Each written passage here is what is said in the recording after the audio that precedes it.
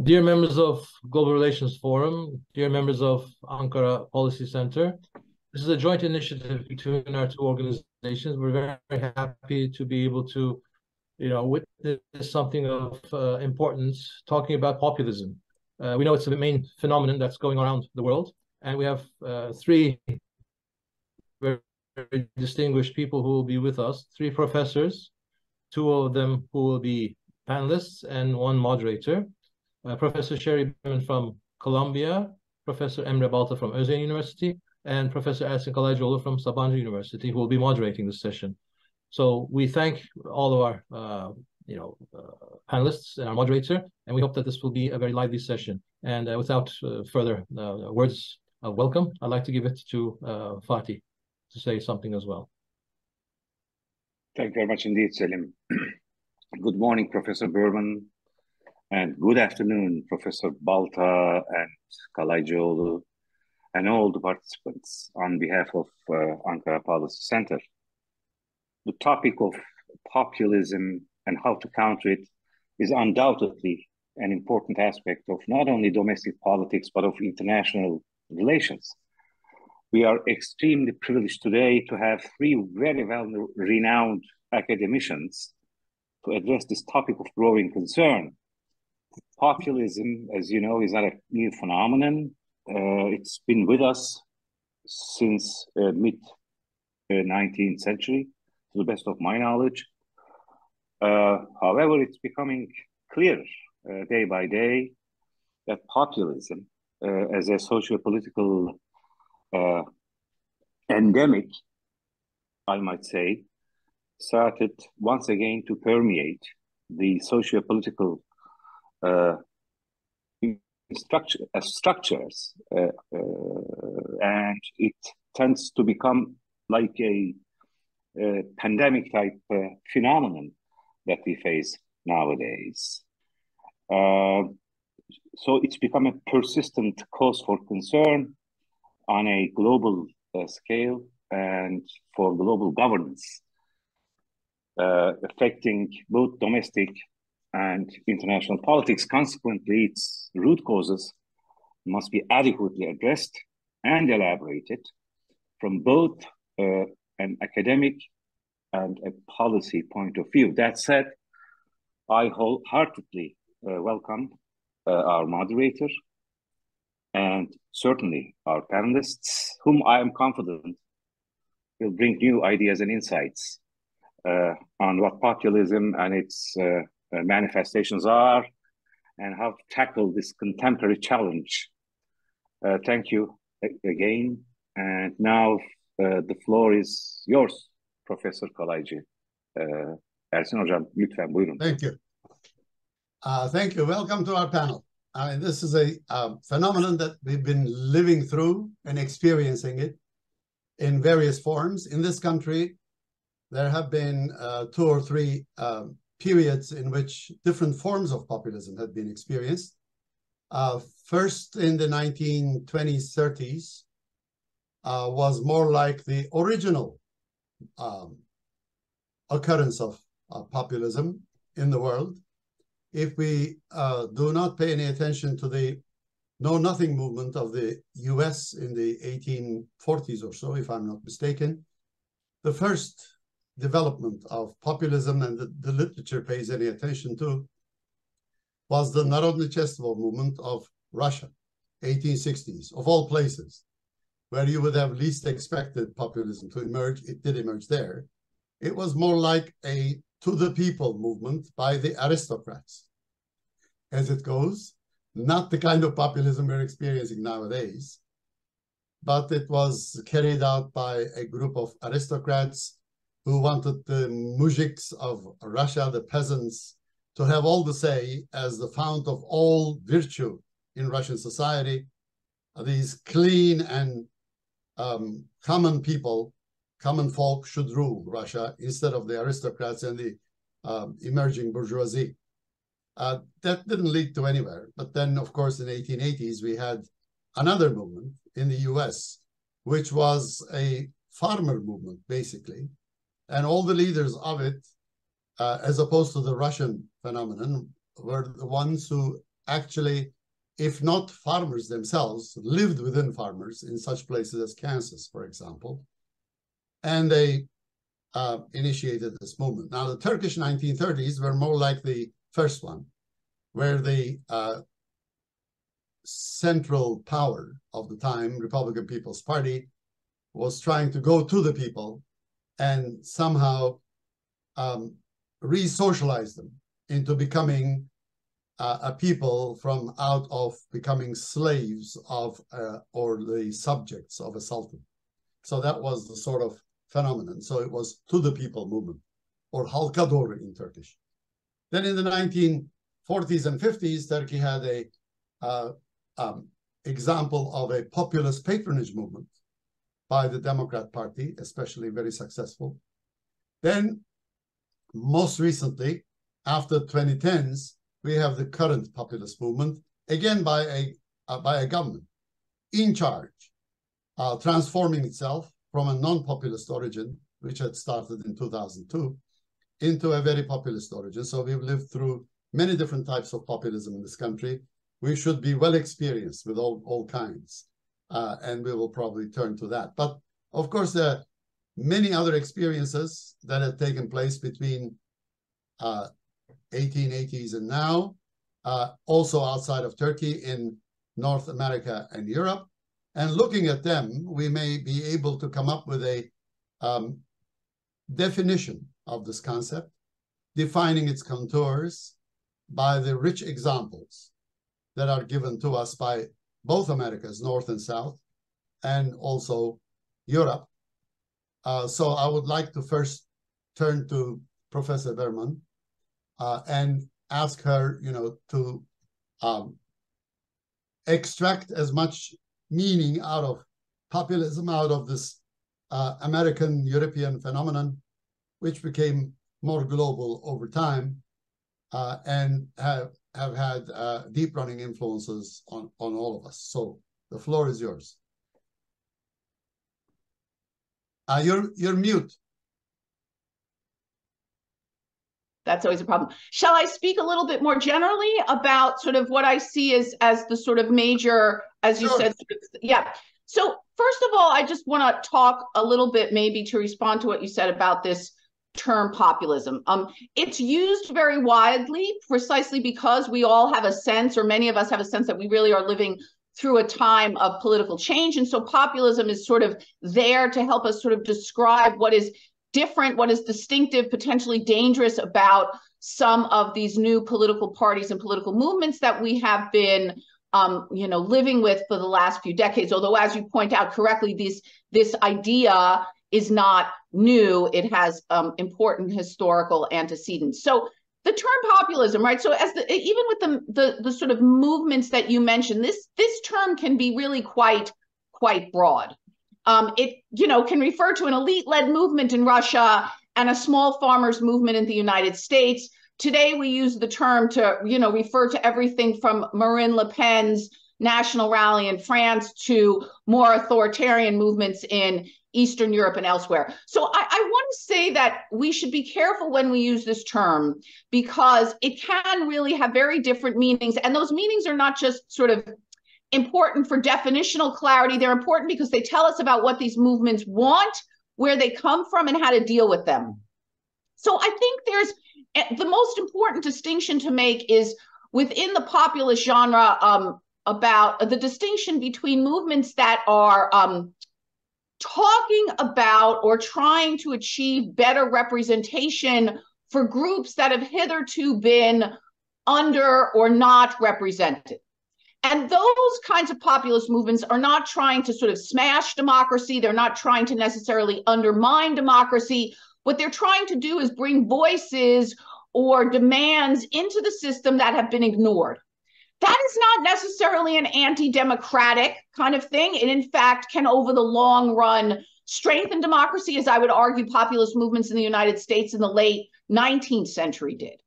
But then there are movements that, maybe call themselves pro-democratic in the sense that they claim to want to improve democracy, to increase the voices of those who have not hitherto been heard, but slide into undermining democracy in all kinds of pernicious ways.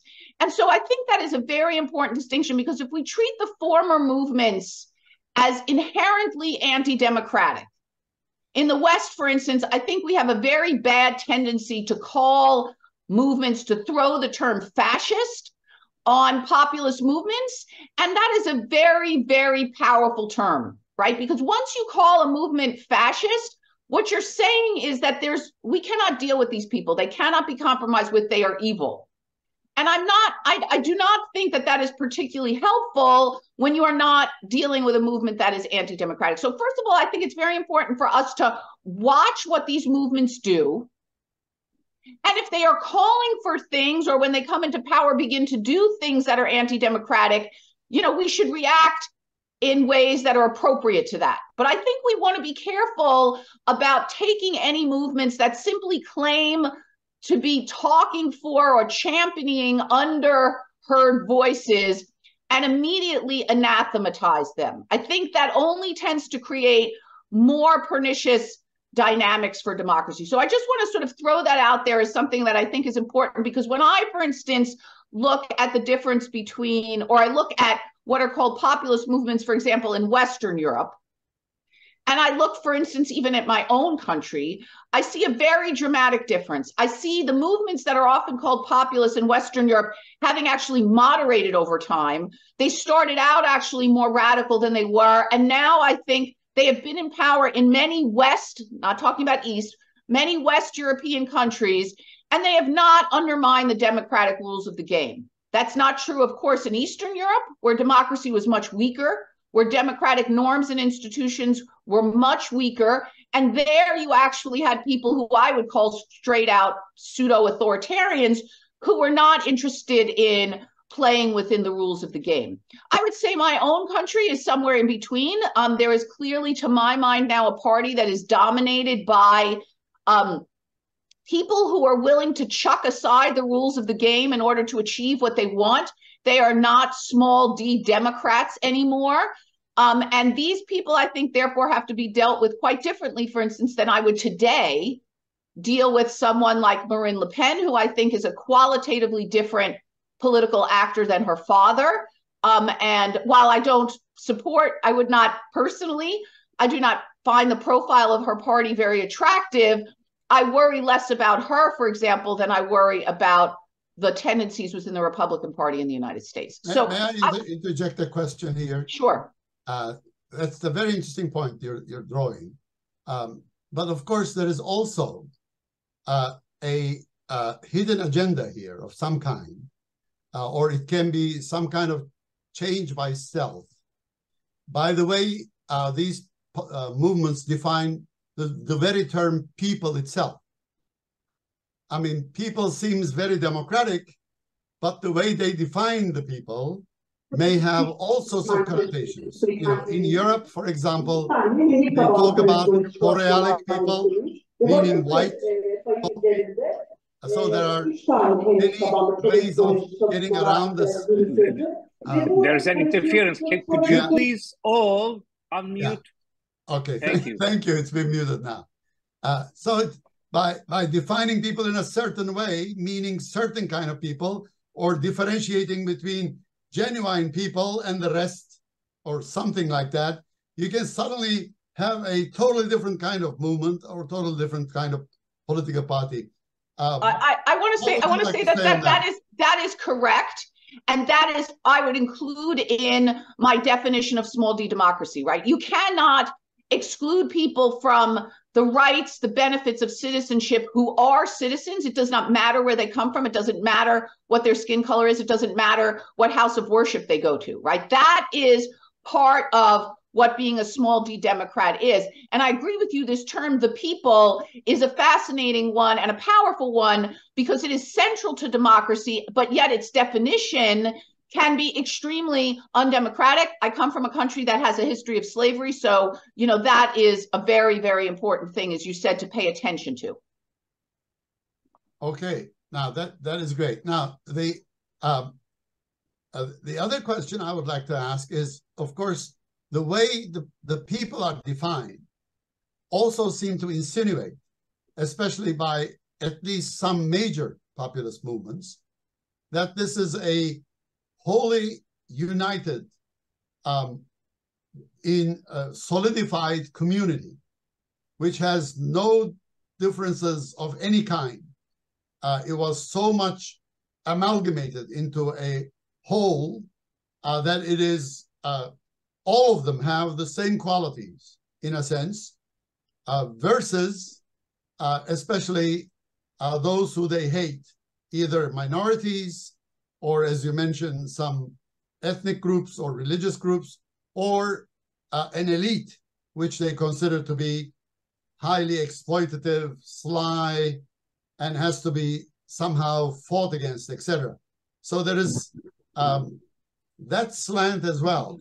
How would you consider that vis-a-vis democracy, that definition of people, such a people which has no pluralism in it, no difference of any kind. Everybody is uniformly whole and sticking together as one unit, versus some enemy of the people that is also unified as a whole, all of them being corrupt equally, versus the people, all of them being uncorrupted and so pure. So that's a great question, and a clarifying one. I mean, democracy, pluralism and democracy go together. In fact, democracy is about peacefully solving differences, right? And so, again, I think it is very important for us to, not us in particular, but for people who live within a democracy or who aspire to democracy, to understand and to constantly remain vigilant about the differences between, for example, policies that we strongly disagree with and anti-democratic moves, right? And so to claim that there is one correct answer or one correct policy or one correct opinion, that is antithetical to democracy. Because again, democracy is about dealing with plural people with plural opinions, right? It is perfectly reasonable, indeed part of the democratic process, for you to vehemently disagree with your opponents. They cannot be enemies. They cannot be threats. They cannot be demonized, because then the compromise, the give and take, the iterated nature of the democratic game, that is to say, you have to be willing to engage in elections, to lose elections, and to try again, becomes impossible, right? So demonizing, saying, look, I strongly disagree with this policy. I think it is a really bad policy, and I'm going to fight against it with everything I have. That is completely, and that is fine. That is part of what democracy is about. As I said, it is about resolving often very deep differences. You cannot, as I said, demonize your opponent, or as you said, turn them into someone or some group that is outside of, whatever, the people. Okay. So for example, just to be very concrete, right? I focus on European and American politics. It is perfectly reasonable to say, I want less immigration. I don't like the EU. I, favor a whatever. I don't favor a transition to green energy. Those may be policies that we strongly disagree with, but those are not policies that are outside the realm of democracy. Saying, on the other hand, that people from different backgrounds are not truly citizens, saying that anyone who supports the EU doesn't really have the national interests of my country at heart, saying anyone who favors green industry or a transition to green energy is somehow or another trying to hurt working class people. Those latter things, those are very problematic from a democratic perspective, because what they're doing is saying that some opinions, some policies are not acceptable, and they should not therefore be considered legitimate. That is not kosher within democracy. But advocating policies, even ones that you strongly dislike, is. And we have to remember to distinguish between those things. And as you said, too many movements that I would call dangerous and therefore potentially authoritarian or autocratic do not do that. They do not make that crucial distinction, as you pointed out.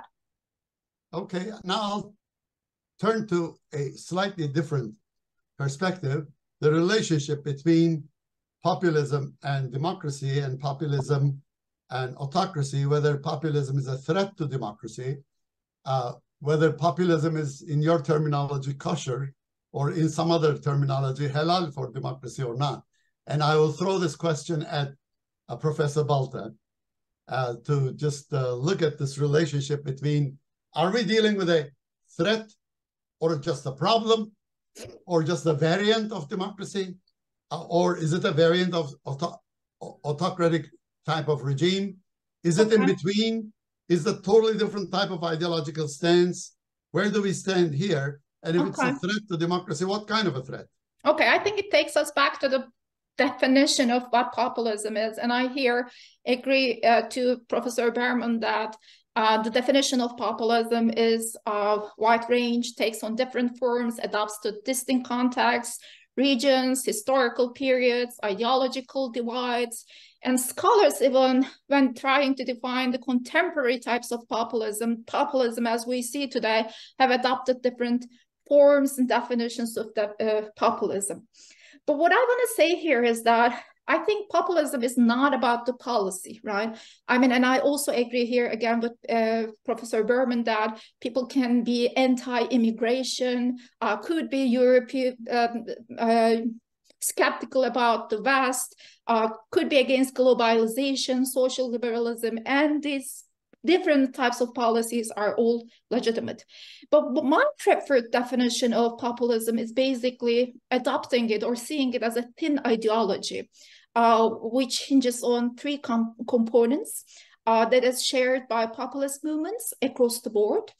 And the first one is, as you told in the beginning, is anti-elitism, which frequently portrays the elite as corrupt and inauthentic, and framing them as a root cause of societal problems. So it's in that sense exclusionary. And it really depends on who are you pointing at as elites. I mean, if you look at the case of Turkey, the whole pro-Western secular groups of Turkey as being pointed out by, I mean, they are being pointed out as elites by the Turkish populist movement. So that exclusionary dynamic may, I mean, basically make it very close to authoritarianism in the sense that it's exclusionary. The second one you already discussed as well, the poor people. Populism idealizes the poor people, portraying them as virtuous, self-sacrificing, or embodying the essence of the nation, which is, again, in essence, makes the people as authentic and the others inauthentic, and creates this polarization between the elite and the people, has an inclusion and raises the voices of these people. And again, as in your question, that was also apparent, who is this people becomes very important, becomes the most important component of populism that makes it closer to the authoritarian dynamics as well. The third one that I want to mention here in terms of the definition of populism, which we have to consider when trying to find out whether populism has an authoritarian dynamic as well, is its emphasis on the importance of politics reflecting the will of people, positioning the populist leaders and parties as the only genuine voice of the masses. I think that's the most important component of populism that makes it authoritarian, because it's majoritarian, and it also has disdain for checks and balances. It has also this disdain for oppositional movements, any sort of opposition that ranges from social movements to political parties, oppositional political parties. And populism in that sense establishes this direct link between the leader or the political party and the masses. And in the contemporary populist movements, this direct link is generally established by elections. And I think this form, this electoral form of populism, this contemporary form of populism, that makes populism closer to electoral authoritarianism. So in the cases where we see that populist movements constantly win elections over and over, as in the case of Turkey, populism comes closer to the forms of electoral authoritarianism at the end because of all these dynamics that I just mentioned, because of their disdain from checks and balances, deinstitutionalization, polarization, exclusion, for seeing elections only form of democracy, and really having this rejection of all other democratic values, majoritarianism. All these contemporary features of populism really makes populism open to forms of authoritarianism. Maybe I should just stop here. If you have other questions. Let me interfere there. Okay, and, sure. And also inject a little bit of sort of Rousseauist insight. They seem to be not only talking about majority, they're talking about volonté générale. Everyone. Will of the people, yes. You know, they're talking about a collectivity. So the leader represents volonté générale, everybody. However, in elections, we know very well that they almost never receive the majority's support. I mean, they may have received 51% of the vote, but that's hardly the majority of the people, because it's only those who voted. So their claim to representation is exaggerated beyond this world. And then they simply emerge as following a very sort of solidified interest of the people, which are reifications. They don't exist. They're not real. They're all concocted or simply imagined. They're this imagined community that they seem to be representing, and they seem to be imposing all of this. And therefore, anyone who opposes that or resists that becomes automatically the enemy of the people. And therefore, that leaves no room for debate. So that point you've taken is extremely important, but I want to go a little further. No, I agree. And make it sound that, you know, it's much more dramatic than just a majoritarianism. It's volonté générale. We have to keep that in mind. And in Turkey, as you know, those of us who watch this from Turkey know the term milli irade, national will.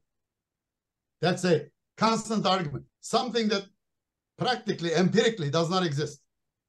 But there seems to be this kind of argument. With, you know, armed with that argument, there is the will of the people, which is just and which is pure, which is also most acceptable, most, you know, legally and legitimately acceptable phenomenon. And you have to speak up to it and support it. And there are the enemy of the people who get against it. And that creates a real problem for democracy, because it suddenly turns democracy into a sham, as you have mentioned. And elections then become even contests for acclamation of the leader, not necessarily competitive contest. They look competitive, but that's a farce. They try to be used just for purposes of acclamation. That we had competitive elections. Yes, there were opponents. They were taking part. But as you know very well, that the playing field is not level, as you know. And therefore, the opposition has very little chance of winning. And once the leader wins, it's great acclamation. There's tremendous popular support. And that, of course, creates a major threat for democracy. So how general is this threat, and how you know, certain that we will run into such a problem, and how persistent can that be? So that, is it something that may occur in one single election and we may forget about it, or is it going to be with us for a time to come? Then, of course, we will try to find answers as to how to deal with that threat, depending on how we define the threat. Would you like to take that challenge, Professor Balta? Okay, I mean, I agree to almost everything that you said. The elections being the most important component of populist legitimacy, populist leaders using elections to validate their status, and all other democratic institutions becoming secondary to elections, which is in itself as a major threat to democracy. But I have a slightly different perspective here in terms of how opposition can use elections under authoritarian populist regimes. And I do know that you have a slightly different perspective from mine. We discussed it before the webinar very shortly. But as I said, populist leaders have this incentive to maintain election as the primary means of obtaining and retaining power. And it gives them legitimacy. And it's a very important core component of the emerging regime, electoral authoritarianism. And I do agree that populism, and I do believe that populism and electoral authoritarianism go hand in hand. They really has similar components. I mean, populism at the end really incentivizes electoral authoritarian forms of governance. But elections are the vulnerable points for populists because for the very fact that they derive their legitimacy, they have to derive their legitimacy from these elections. These processes, okay, not fair, not free, not competitive. There are vast state resources that depends on time, actually, because, for example, defeating Trump and Bolsonaro is not the same as defeating Erdogan, because the remaining time in power really matters in terms of state capture. Whether the populists have captured the state or not really matters in terms of explaining or analyzing the chance of the oppositional movements. But at the end, there is an opening for the opposition. Right? And when we are trying to understand this opening, the possibility of opening an electoral defeat of populist regimes, we need to look at not to the populism per se, but whether the regime is electoral authoritarian or not, and compare these regimes with other electoral authoritarian regimes. Populism is then a strategy, a political discourse. It's good for the opposition to come up with a different definition of people, a more inclusive definition of people, a leftist definition, a left-wing populism, and attaches itself to different sorts of welfare distribution policies and this and that. At a discursive level. I'm not talking about that. I'm basically saying that what matters is that whether the regime, the authoritarian, the repressive dynamic of the regime, right? So this is sort of a structure and agency debate. And what I'm trying to say here is that like 10 years ago, the literature was basically looking at the manner of manipulation of the electoral authoritarian regimes. And the manner of manipulation of the authoritarian regimes, as we all know, the informational asymmetries. These regimes control media and information environment. These regimes have tools of economic tools, vast economic tools. They distribute wealth. They have patronized systems and this and that. They control judiciary. They create co-opted oppositional bloc and this and that. They have vast resources. And that manner of manipulation is huge. That we have seen in Turkey as well. But well, we also see that when we look at the literature, there are forms of opening because of that very fact that the populism, this unique collaboration or coming together of populism and electoral authoritarianism gives election a sort of an important push for, or not the push, but gives opposition a chance to win through the elections.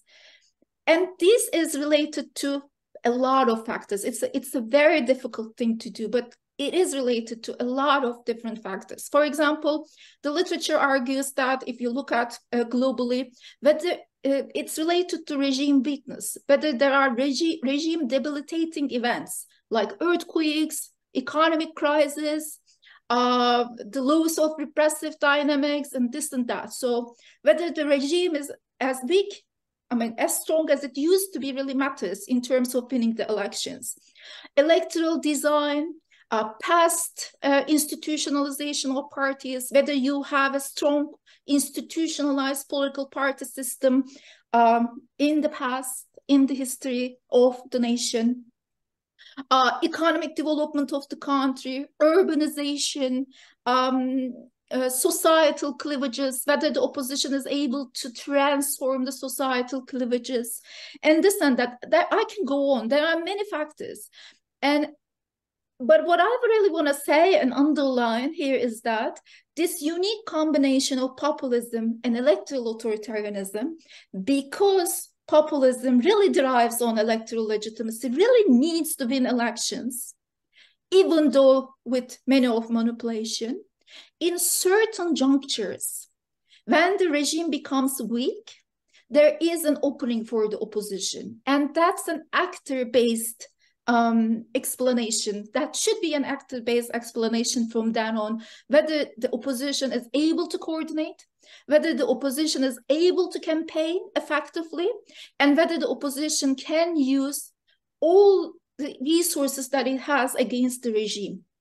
I'll stop here. This is a huge debate in Turkey as we just came out of the 2023 elections. But I do think that we have to really combine structure and agency-based explanations in explaining. I'll throw in another factor, but okay. I'll come back to you. In explaining at least in the literature on authoritarianism, there is also the emphasis put on the dissension within the ranks of the ruling elite in authoritarian systems.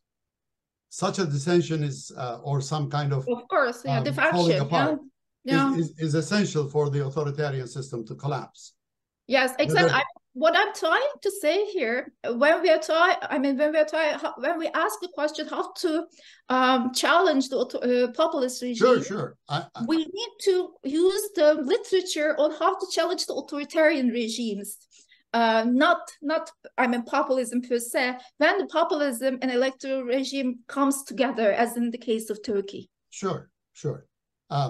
But after a while, it becomes more authoritarian. Authoritarianism becomes more entrenched, and authoritarian regime change literature becomes more relevant for us. That's what I'm saying. Yes, as well. I agree. Yeah, exactly. But I'll throw in something different. Go back to Professor Berman and draw upon her expertise. In comparison to Europe, both in the US and also in Turkey, culture matters quite a bit in the politics of the country. In the American case, as well as the Turkish case, there should be some role played by well-organized religious groups. There seems to be a lot of evangelical support in the ranks of the Republican Party in the US, and there seems to be a lot of tariqat support or Sufi order or brotherhood support in the powers of the Turkish political elite today. Do you find that as a factor, which does not seem to be so prevalent in Europe? Europe seems to have gone further down the road where religion becomes relatively unimportant. It's become much more secularized, whereas in the US, evangelical movement still has a lot of clout, and tariqats in Turkey also have a lot of clout. So does that make any difference when you look at it from that perspective, Europe versus US? So that's an interesting question. I mean, I would say it matters insofar as it creates a kind of deeper divide between political parties, let's say. So the United States has always been more religious than, for instance, West European nations. The difference, the politically important change is that if you were to go back to the 1960s, for example, you would have had religious Americans within both the Democratic and the Republican Party. That is to say, they were not sorted, to use the sort of term that political scientists like to use. They were not sorted clearly into just one party. And so while there was a strong difference, perhaps, between more religious and more secular Americans, it was not politically potent because that religious divide did not line up politically. Now, white, and I stress that, white religious folks are much more likely to be Republicans. Now, minority voters, Hispanic voters, African-American voters, these tend to be quite religious voters, but they are in the Democratic Party disproportionately. The real thing is that we now have all of the white evangelicals, as you mentioned, sorted into the Republican Party. And so that sort of deepens what you said, the sort of polarization that exists between the parties, which facilitates this kind of language and dynamic that we've been talking about, the othering of the party, the insisting that they are enemies and not just opponents, thinking of them as threats rather than people with whom you have differences of opinion about policies and priorities. So I would say that the importance of the religious divide in the US is that it's a potential deep political cleavage, but it only becomes that if it is politically organized as such, right? The other place where we see this very clearly, of course, is Israel, which of course is being ripped apart by precisely this kind of thing, because we now have in Israel, the religious voters are very heavily incorporated into that coalition that is led by Netanyahu, and that has deepened the divides between, again, religious and secular, conservative and liberal, and a whole variety of things. But if these kinds of folks are spread out among different parties, then it only becomes one of potentially many cross-cutting cleavages that are important. So I would say, does it matter? Yes. Is it sufficient on its own to cause democratic problems? No. I would say it only becomes problematic when people are organized in that way and separated across a deep political line. Okay, now that is very interesting. So that brings us to the final question of how do we deal with populism, and how do we somehow either tame populism to be not a challenging movement or a movement that contributes to backsliding in democracy or erodes democracy. Or if it is a fundamental threat to democracy, how do we solve the problem? How do we get rid of it? What kind of measures can we be using under these circumstances? Of course, the last question that Professor Berman answered complicates the matter further. So are we just dealing with a populist movement that is bringing up issues about distribution of income or maldistribution of income? Fundamentally, it may be an economic problem, perhaps a socioeconomic class-based problem, one class of people discriminated against by another. Or if it's a different form of differentiation or discrimination or somehow stigmatization based on some cultural identities, such as religion or denomination, Catholic versus Protestant, or Alevi versus Sunni in this country, within the same religion, but different denominations, split sharply, or religious versus secular. Now, I would assume that depending on the nature of the problem, whether we identify it as primarily an economic problem or primarily a cultural problem, we may not be pursuing the same strategies. Do you agree or disagree, Professor Balta? Okay. So maybe in order to answer that question, we need to ask who supports populist politics and parties. So when we look at the populist electorate, we do see that a diverse range of socioeconomic characteristics and also political ideologies as well. For example, research indicates that support for populism correlates with employment status, education levels, household income, political ideology, and this and that. But there is no consistent evidence that the support base of populist political parties predominantly consists of individuals who are more likely to be unemployed, who have lower incomes, hail from lower social economic classes, or possess lower levels of education. So it's very diverse, who supports populist political parties.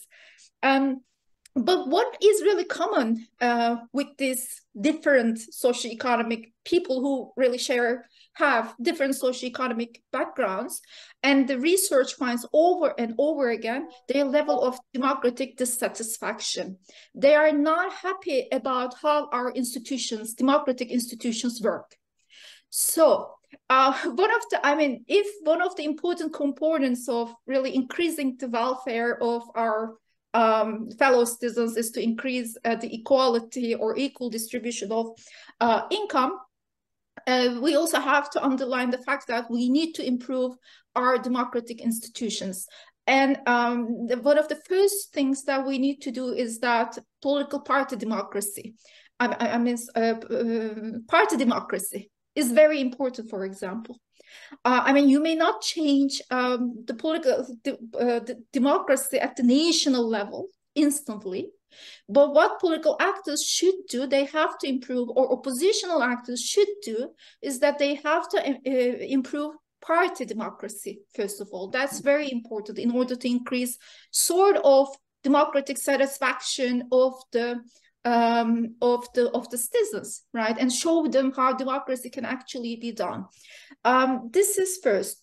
The second thing is that what we know about, again, populist political party attitudes is the fact that negative partisanship plays a huge role in support for populism. Where populist attitudes are much broader or much higher in a country, you do see the fact that negative partisanship, the rates of negative partisanship increases, which means that the majority of the electorate holds a negative political identification with an existing party rather than a positive political identification with the political parties, right? So the negative sentiments really gives color in majority of the democracies, and specifically in democracies or countries where populist political support is high or populism is in power.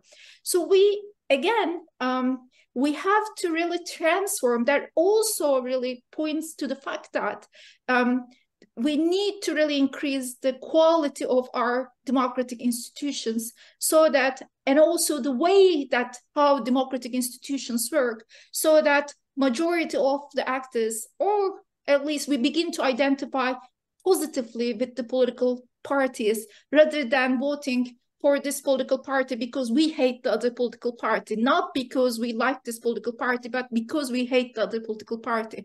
So the direct connection between political parties and the citizens, and the feeling of being represented by a political party is an important component of really changing this climate.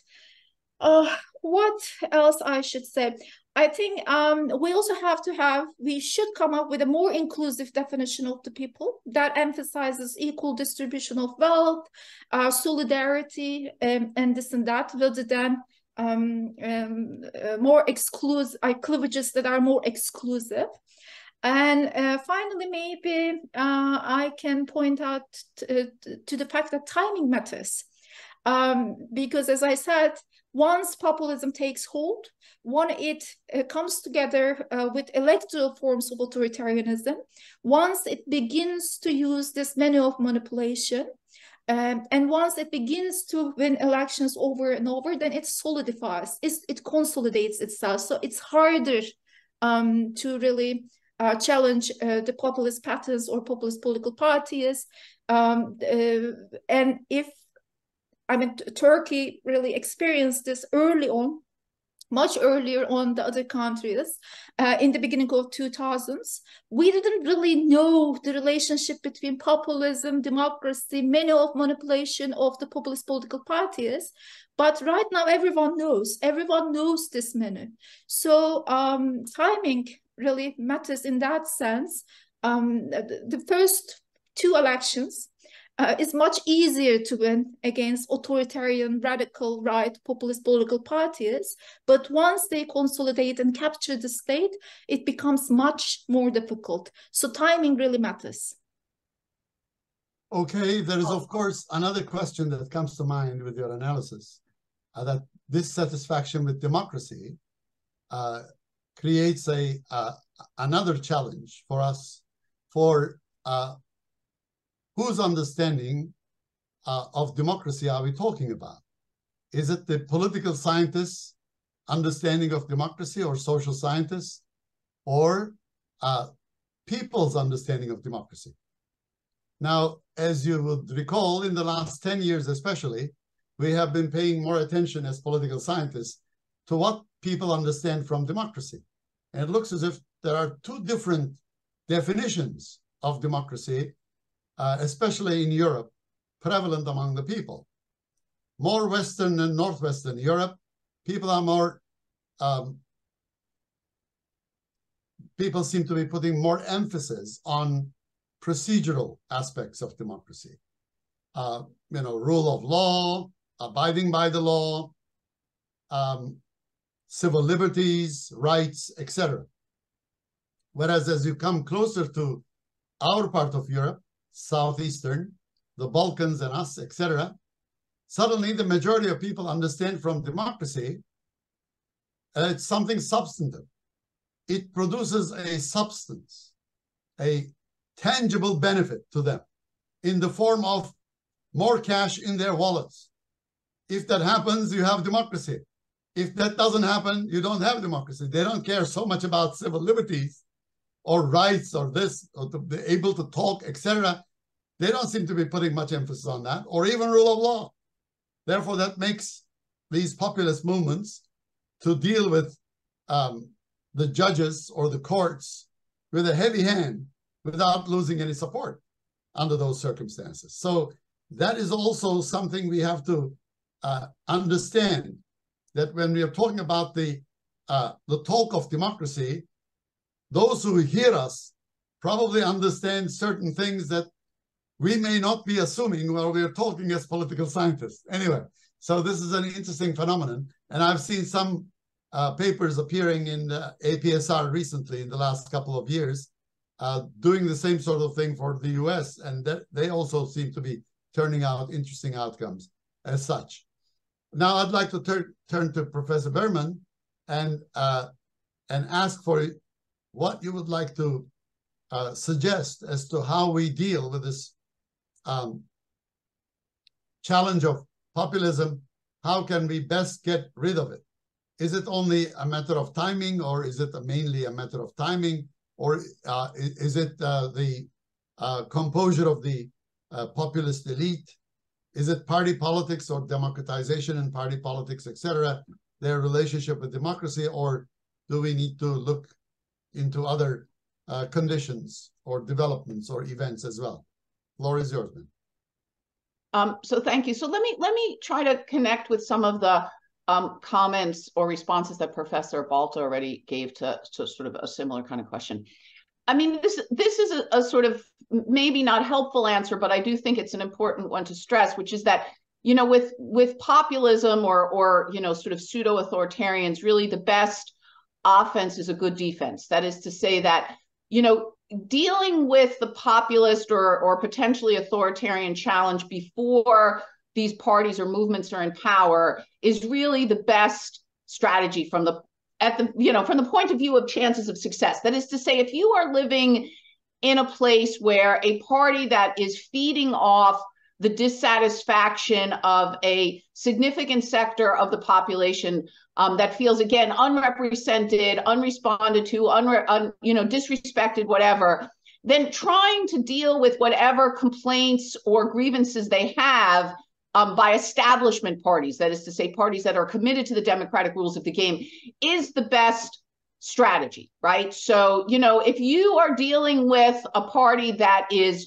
feeding off these grievances, then figuring out ways to make political parties, governments, whatever, more responsive is the best path forward. Okay, so that's a sort of trivial thing to say, but it is nonetheless important, because there is a tendency in a lot of places, when you see these kinds of movements mobilizing hitherto excluded groups or underprivileged groups or whatever, to simply kind of say, to use an American phrase, these are just a basket of deplorables, right? Like, these are whatever, religious fanatics, people who cling to their guns, whatever, uneducated people.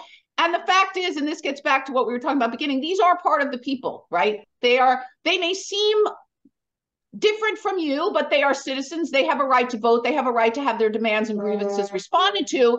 And so the best way to do that is to figure out ways to respond to those grievances within the democratic rules of the game, right? To give them what they need, but in a way that is consistent with the pluralism that is inherent in democracy. Okay, so I've made that spiel. I think that's important to stress. The second part is the part I think that Professor Balta was pointing to as well. Once you have an Erdogan, an Orban in power for some period of time, it becomes very difficult, not impossible, but very difficult to get them out, because while they, as she said, are very keen to retain elections as a form of legitimacy, those elections can very quickly become what political scientists might refer to as free but not fair. Free in the sense that people do get to vote. Nobody has a gun at their back when they go to the ballot box, but by the time they get to the ballot box, the playing field has been so tilted that it is very difficult for the opposition to have a really good shot at defeating the incumbent leader or regime. Why? The media is no longer free and fair. Opposition leaders in between elections have been hounded, sometimes jailed, charged with crimes. Civil society has been severely constrained. All these kinds of things. Supporters have been given resources that people who are outside of the governing party do not have. So the longer these folks are in power, the more difficult it is to get them out. Now, it's not impossible. Again, I think as Professor Balta stressed, an electoral autocracy or an electoral authoritarian regime. Uh-oh.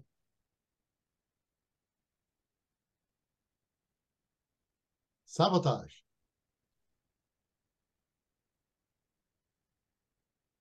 We can't hear you.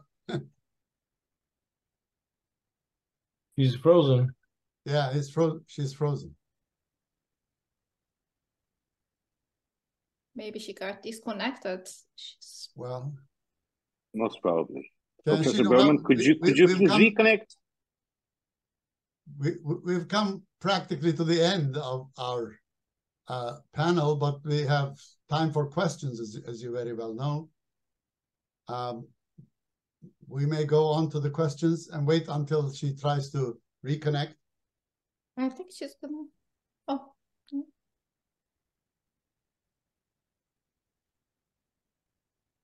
Now, interestingly, we have covered a lot. We have given a specific meaning to the term populism, thanks to Evren Balta's contributions, that we define it as a Manichaean concept, a concept that divides society into two monolithic parts. There is no plurality within them. There is one people with one interest, one elite with one interest, and they're irreconcilable and they fight. People's interests are virtuous and the elite's interests are evil. That's it. If that can be established as a way of defining how politics occurs, you have a populist movement in the making. And that, of course, creates a huge problem for democracy, not necessarily authoritarian regimes. It can easily turn into an authoritarian regime, but democracy is a regime that accepts plurality of interests of people with different emotions, feelings, and ideas, clashing all the time, seeking for compromise. So inherently, it's not necessarily a democratic movement. It sounds democratic because it uses the same jargon, people, etc. But in essence, what emerges is something not necessarily very democratic. So it is a way of eroding or backsliding democracy, and we have to do something about it. And that something, of course, is a very challenging phenomenon. Evren Balta rightly emphasized that if you can somehow remove the populist challenge very early on, it'll be very successful. But if it manages to stay in power for a length of time, then it becomes a daunting task to remove it from power, because it will use the very institutions it pitted itself against very effectively for its own use. It's anti-institutional as a movement. It doesn't tolerate any institutions, but in the end, you know, it produces an outcome in which it uses all the facilities, resources of the state to empower itself and to turn elections into acclamation rituals. And that is, of course, a very difficult, very dangerous phenomenon. And the very nature of organization of political parties and the very nature of the campaign that they follow, responding to the negativism that comes from populist government, is critical in changing that government.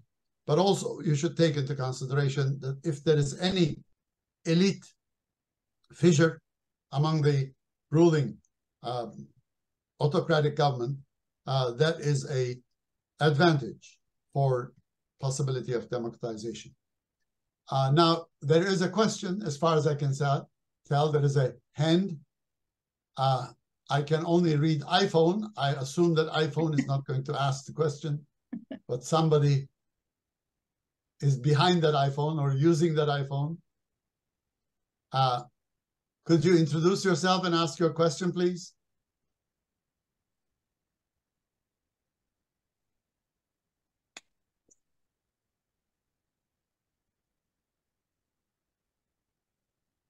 Oh, it's gone. It's gone. I did the wrong thing. Inviting somebody to raise the hand to take the floor. Are there any questions? So I'll be the only one responding to the questions? Well, unfortunately, I may also help you out. Okay. Professor, there are two questionnaires coming from Fatih Ceylan and Şafak Göktürk. If you can't see them, I'm seeing them right now. I've seen Fatih Bey's hand first, and then Şafak Göktürk. Thank you very much indeed, Ersan Hocam. It's been really an impressive flow of presentations and conversations, which I highly value. I have noticed certain insinuations, particularly by Professor Balta and also by Professor Sherman, on a lot of buzzwords like democratic dissatisfaction and the need for improving democratic structures and what have you. But I think there has been no mention, rather indirect reference, but no mention of the high or strong tendency of the authoritarian rulers to deinstitutionalize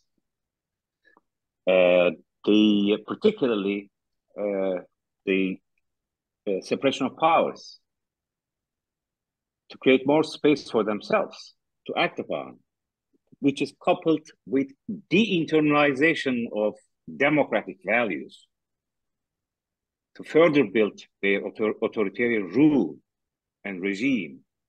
So I would like to hear more comments on this. And the last question, so it's an anti-elitist movement capitalizing on or exploiting the rather amorphous expectations of marginalized classes. But they are building their own elites. It's a new elite building process that they introduce. And this elite is a different and somewhat odd type. There's no doubt about it. So I should like to hear, I mean, it's anti-elitist, designed to build a new elite class to strengthen their authoritarian basis. And can I hear more comments on that? Thank you very much, once again. May I? Yeah, of course, Emre. Thank you. Excellent comments. I mean, I do agree that populist movements or authoritarian movements creating their own elites. And I do also want to underline the fact that the personalization, as you said, and deinstitutionalization of this sort of authoritarian regimes is actually a mechanism of elite cohort replacement. So it's exactly, I mean, the personalization of the regime exactly happens to the elite cohort replacement. And this includes, for example, military elites, bureaucratic elites, judicial elites, economic elites. What emerges at the end, this personalized regime really is based on that replacement, whether that regime successfully has completed the elite cohort replacement. So I think that's a very important component. I mean, how this anti-elite movement becomes the elite itself by replacing the existing elites.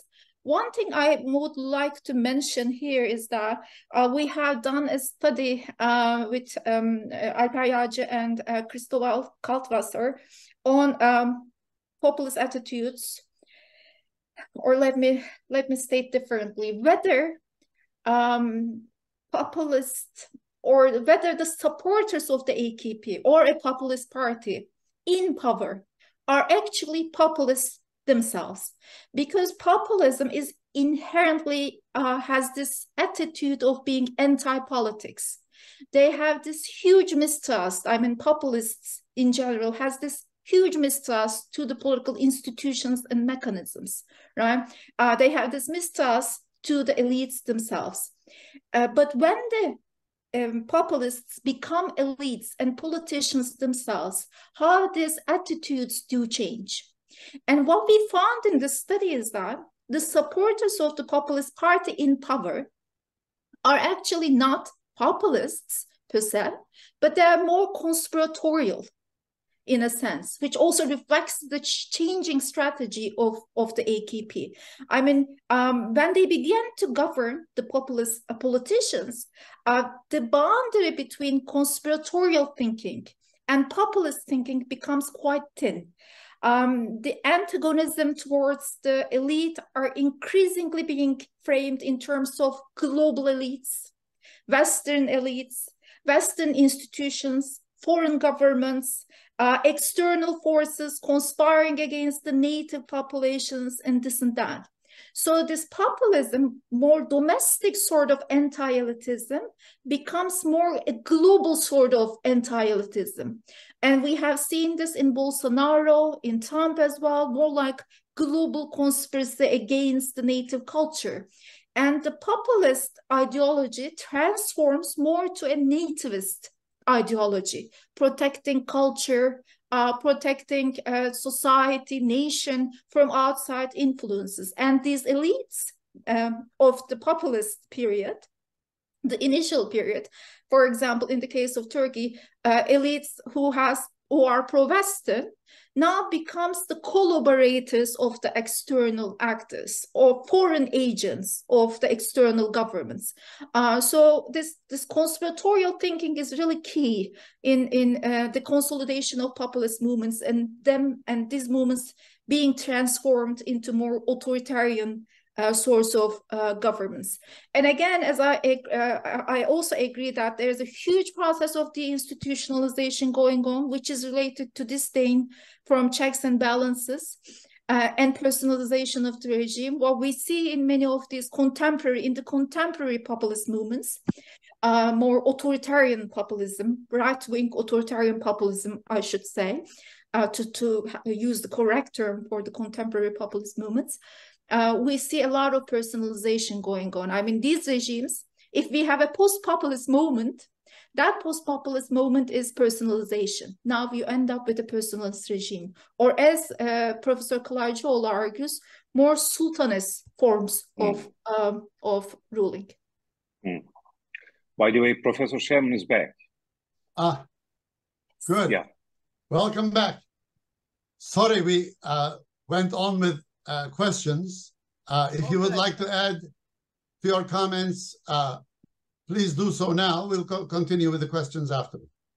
No, go ahead. Go ahead. I'm interested in hearing the questions. Okay, fine. Then I would like to add to Professor Balta's comments that, yes, there is deinstitutionalization that's occurring, especially in Turkey. We see all of that, starting with the Grand National Assembly, also the military and the judiciary, etc. All of that taken for granted. But they do not fully get rid of those structures. They use them for their own purposes. Now that's the gist. The former institutions are delegitimized, and they are no longer as respectful as they should be, and therefore they are marginalized. The grandeur of the leader comes up, but at the same time, the leader uses them whenever they are necessary. Just to give you a brief comment, I see some ambassadors around, so I'll give it from Foreign Relations. When President Erdogan visited New York, in response to a question, well, you're arguing that you have Congress stopping certain steps being taken, and we have the Grand National Assembly in Turkey. I have to talk to them. Well, you know that, and I know that. There's no one in the Grand National Assembly who will raise a single finger to him. But as you can see, even though the Grand National Assembly is now a hollow institution by most standards, he still uses it as some kind of reference. Ineffectively, not efficiently, but they're useful. So they don't totally discard institutions. They simply suck the life out of them. In a sense, what you have is a solid people. Let me use a German term. It sounds better. Volk. And then it has its own genuine leader. In the Turkish case, Erdogan, the Führer. And these all unite in one simple regime. In the Turkish case, sultanism, it's the Reich. Now, that sounds pretty much totalitarian in essence when you use the German terms, but you know that gives you the flair where we seem to be getting. I will turn to iPhone, so please introduce yourself. Then to Shafak, because I saw the iPhone before I saw Shafak, please. And I think it's me, the iPhone, which doesn't indicate my name. I would like to thank all three professors for their very enriching and mind-opening, I would say, presentations. I will just like to indicate some of my observations as regards what we see in Europe. The populist parties in Europe, they're mostly, more or less, the common denominators are anti-establishment, nativist, and authoritarian, in a sense that people feel that their concerns and their fears have not been addressed adequately by the mainstream party political leaders. So they seem to turn to more authoritarian-like leadership, and their organizational structures are also more authoritarian. They're mostly anti-globalization, anti-EU, anti-Islam, anti-migration, and the list can go on. But what we notice is that the mainstream parties, political parties or movements, no longer respond to the aspirations of the people. So people go to the margins. Like in France, it's either Le Pen or Mélenchon. Therefore, and these populist parties seem to connect directly, and their leaders with the unhappy masses. Like when you look to Austria, you see the leader of the Populist Party going to the cafes, bars, associations, organizing picnics and this and that with those masses. While when you look to the mainstream parties, even to get subscribed, you have to go to the headquarters. You never have the opportunity to see the leader unless unless there is an election. So there is this direct contact with the people, I think, which attracts more voters of the discontent masses. What is unfortunate is that even the mainstream parties, instead of tailoring or making policies that would correspond to the concerns of the people, they try to imitate the same rhetoric of these parties. And now what we see is that even it's not only white collar people or a certain generational or certain certain, I would say, masses of either Christian or Protestant belief, but it is even the workers who used to vote for socialist parties in the past, which are mostly they're voting for populist parties. And look what happened yesterday at the EU Internal Affairs Council. Immigration has been left, the issue of immigration, which is such a humanistic issue, has been left to the rhetoric and to the mercy of the populist parties, because mainstream parties cannot devise any policies towards that. And there was a regulation which was to be voted about equal distribution of migrants which land to the island of Lampedusa. France opposed, Poland opposed, and Hungary opposed many others. So what would be, how should the mainstream parties, not only in Turkey, I can of course see the prevailing problems, but also in Europe, try to reconnect with the electorate, and instead of imitating the rhetoric. Thank you very much. Well, the answer to that may be in the US, where the Democrats seem to have been successful in dealing with populistic challenge of Mr. Trump earlier. Would you like to take a shot at that question first, Professor Berman? And you're mute.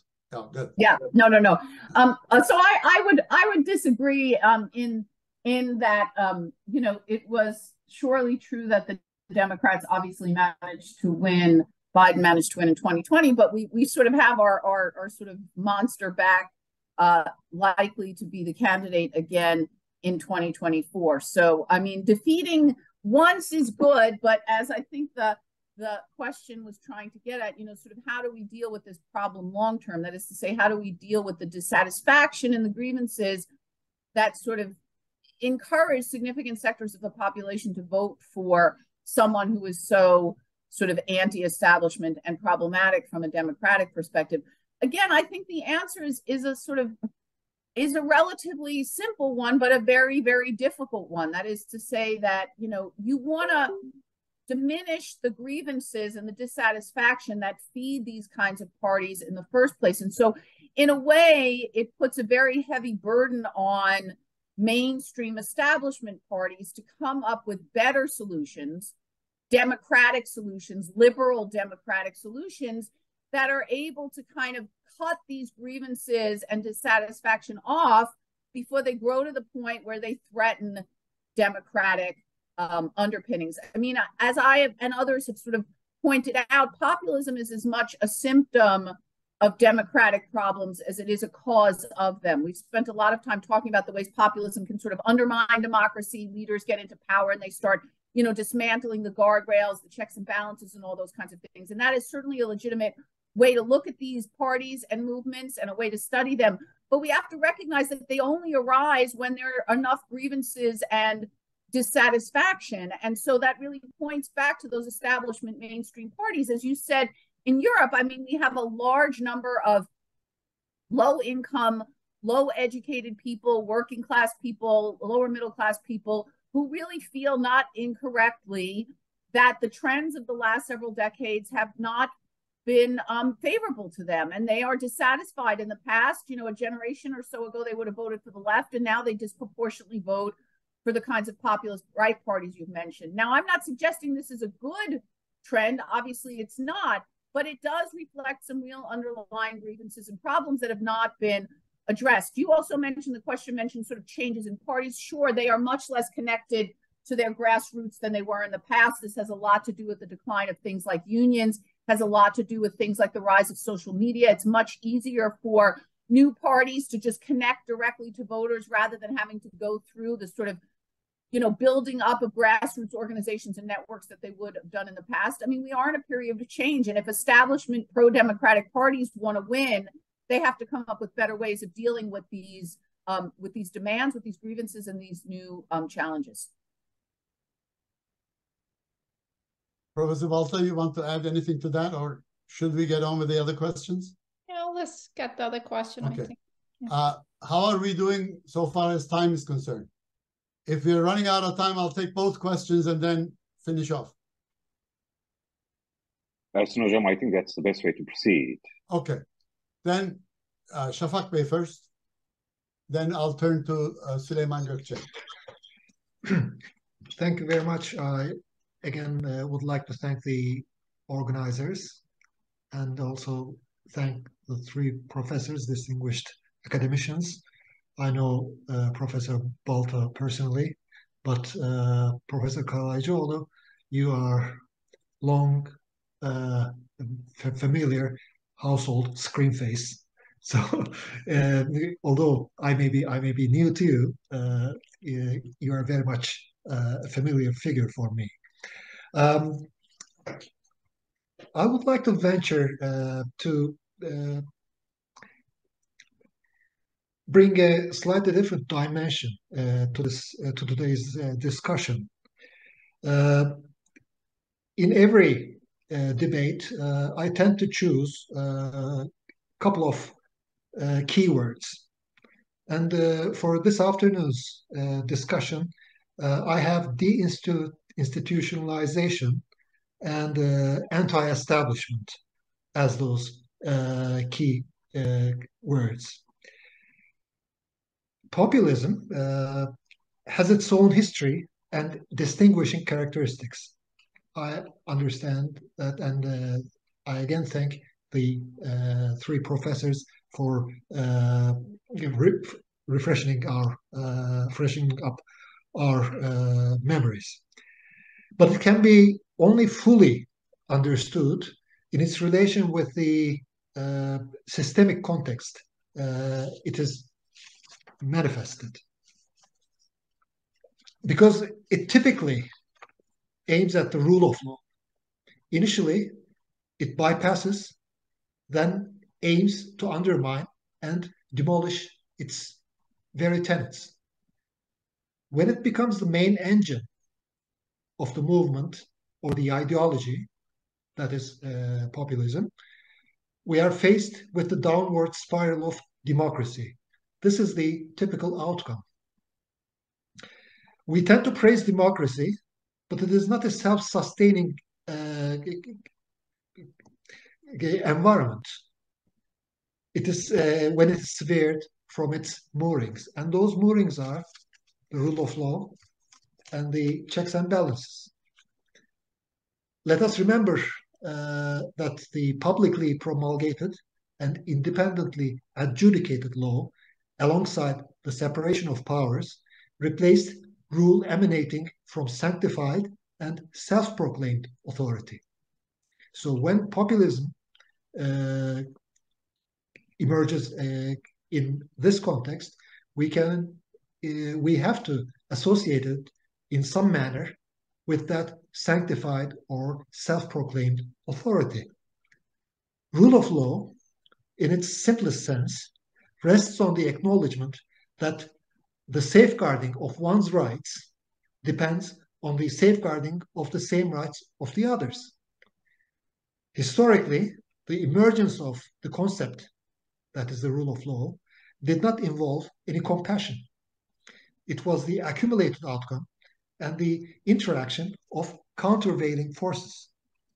If we study the histories of countries like England, France, Germany, Netherlands, from the second half of the 19th century on, we will see it in its most clear, its most clear form. And populism cuts through this consensus. Populist movements are variously associated with a strong resentment, fear, or inherently dictatorial ideology. And also, reference has been made to the role of the religion in populism. This is where religion becomes a very active and burning issue, because it is raised as the legitimization of the basis of the public, so as an alternative to the public legitimization of law and order. And that is why it is a very useful tool for the populists. I don't know if the distinguished professors have anything to say in response to this, to my slightly different perspective. Thank you. Thank you. Süleyman Gökçe has two questions. Would you like to read them or ask them in person? Go ahead. Sayın Hocam çok teşekkür ederim. Sağ olun. My two questions, to save time, I tried to keep them as precise as possible and to the point. The first one is, that's a highly debated thing. I know it's also very controversial. Do you consider left-wing populism as a potentially benign antidote for its authoritarian nativist right-wing kin? So, because almost in the entirety of this panel, the direct or indirect references were geared towards right-wing populism. My second question is somewhat a forward-leaning one. Were we to take post-populist phase of electoral authoritarianism transpiring eventually into leadership personalization or idolization, should we then discuss another literature, another closely related literature, anti-authoritarianism, in order to better understand how best populism could be addressed and could be remedied? Well, thank you. Thank you for your questions also. So the floor is first given to, in the same reverse order this time, Evren Balta, and then to Sherry Berman. Maybe just a couple of comments, because I agree with most of what Şafak Göktürk said. But let me take on these two questions about the relationship between populism and authoritarianism in left and right-wing populism. About that, I mean, with respect to the relationship between populism and authoritarianism, I definitely agree that we need to, where we have the forms of electoral authoritarianism gets consolidated, we need to use the electoral authoritarianism literature or exit from authoritarianism literature more.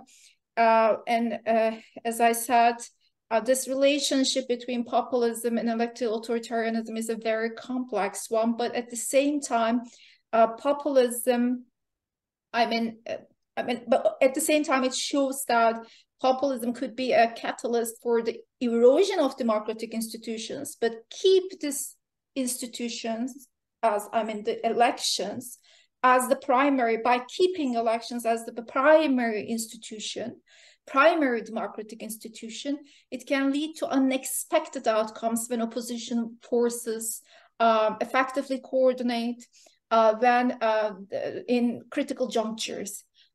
So this is really something that we have to think more on, the relationship between populism, elections, and the exit from authoritarianism. And it's a very, very fruitful debate, really, in political science right now. So in terms of the relationship between right-wing and left-wing populism, or whether left-wing populism could be an antidote for right-wing populism, it could be. We do know that left-wing populism frames the struggle as one between common people, quote unquote, the working classes, and the economic elites. And the policies that left-wing populism advocates is wealth redistribution, social justice. So these are really important antidotes to the right-wing populism. But unfortunately, wherever the left-wing populists came to power, they couldn't last long. It seems that the time is not ripe for left-wing populism. We see this in Spain, in Greece, and that's one thing. The second thing is, as long as you have this idea of elites and attacking elites as traitors, as not being the people, as unpeople, that is, again, we discussed this throughout the webinar, that becomes a problem within the system. That becomes a problem, that creates a problem with democracy. So what else I want to say? But this is the last thing that I want to say. In counting exclusive definitions of the populism, what we have seen specifically around 2010s, movements that were defining the people in a broader sense, like we are 99% of the people and we are against the 1% of the people. So more, remember Occupy movements and this and that, so more inclusive definition of the people, focusing on redistribution of wealth, inequality, and this and that. But unfortunately, as I said, it seems that the time is ripe for right-wing populism, and left-wing populism seems not to live long enough to counter the right-wing populism. And we may discuss why. I'll stop. Thank you. Sherry Berman, please. Well, I know that we're sort of at the end of our time, but let me just say that if we were having this conversation with another professor who studied Latin America, I think the sort of idea of left-wing populism would be discussed quite differently. And I think this gets back to the first point we discussed, which is it's all about definitions, right? So, if you're talking about parties that are willing to undermine the democratic rules of the game, whether they do that from the left or the right is irrelevant from the perspective of democracy. Again, if you lived in Latin America, the idea of left-wing populism being a corrective, I think, would be very problematic. We have hundreds of thousands of folks fleeing from Venezuela into the United States. It's just, it's horrible. Also, the recent developments in Nicaragua, right? Or that's a dictatorship. I'm not sure, again, to get back to the point, I'm not sure someone like, Chavez or Ortega in Nicaragua, these are not populists, although they sometimes will speak in that term. These are authoritarians. They have undermined democracy. There's almost nothing left, even though there are these sham elections. So I think, you know, if we want to think carefully about what's going on and what should be done, the difference between, you know, people or movements who use whatever anti-establishment rhetoric but are willing to play within the rules of the game is very different from, you know, again, an Orban, a Chavez, an Ortega. These are authoritarians. And as Professor Balta, as you have said, there we really should be thinking about, you know, how to deal with them from the perspective of authoritarianism. Anyone who's willing to undermine the rules of the game, regardless of whether they're doing it ostensibly from the left or the right, is bad for democracy. Anyone who's willing to play within the rules of the game, no matter how critical they are, bring it on. Let's deal with them. Let's come up with better policies. But we need to have a better understanding of what we're facing, and we need to come up with better strategies of solving the problems that people really have. Thank you very much. On that note, we wrap up the session and leave it to Fatih Bey and Selim Bey to end this recording. Thank you. Thank you, Ersin Hocam, and thank you, Professor Balta and Professor Sherman. It's really been a very useful day, at least for me. Just a few remarks on the presentations and conversations and questions and answers. What I see is that the populism curtain has certainly been raised once again with all its malign manifestations for democracy. Of course, I'm talking about Western type of democracy. And this strong trend is being nurtured and supported by non-democratic, authoritarian, or maybe or better, totalitarian regimes. So I do strongly believe that it is ethically, but more importantly, politically incumbent upon us, like people upon us, as, quote, ancient guardians, if I may, of democracy, the common values of democracy,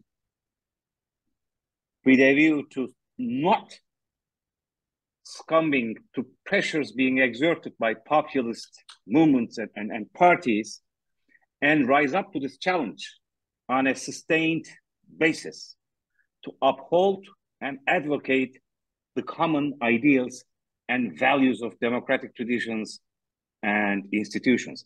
That, I think, should be our compass to tackle this challenge that affect all of us in different forms and manifestations. I once again thank all of you, certainly our moderator, the two panelists, and the participants for contributing to this webinar.